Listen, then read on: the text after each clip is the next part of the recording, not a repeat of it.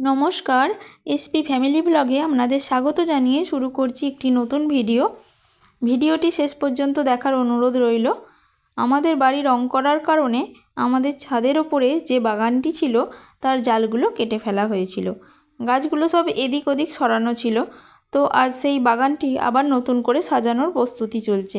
তো প্রথমে এই যে গাছের প্রচুর পাতা পড়েছে আর বৃষ্টির কারণে পাতাগুলো পচে গেছে, তো সেগুলোই পরিষ্কার করা হচ্ছে। আর এই দুই কাকু ও এক দাদা আছেন, ওনারা জাল খাটাবে। জাল খাটানো কিন্তু খুব ধৈর্য এবং কষ্টের কাজ, সবাই পারবে না, এর পদ্ধতি জানা চাই। এই যে প্রথমে এক এক করে জালগুলোকে সেলাই করে নেওয়া হচ্ছে, তারপর ওনারা জালগুলো খাটাবেন। আর এই সেলাইয়ের কাজটা খুব সাবধানে করতে হয়, না হলে একদম জড়িয়ে যায়।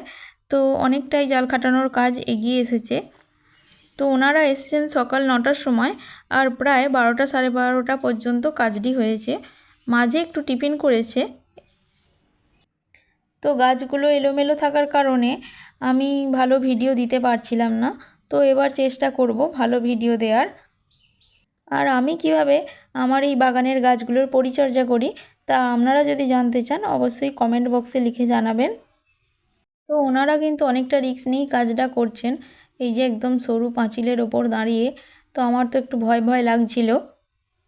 তো যদিও ওনাদের প্র্যাকটিস আছে কাজটি করার, ওনারা একদম পারদর্শী লোক। এই যে একদম জাল খাটানো পুরো কমপ্লিট হয়ে গেছে।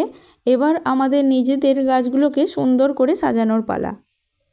তো অতিরিক্ত বর্ষার কারণে গাছগুলোর ভালো যত্নও নেওয়া হয়নি খুব একটা।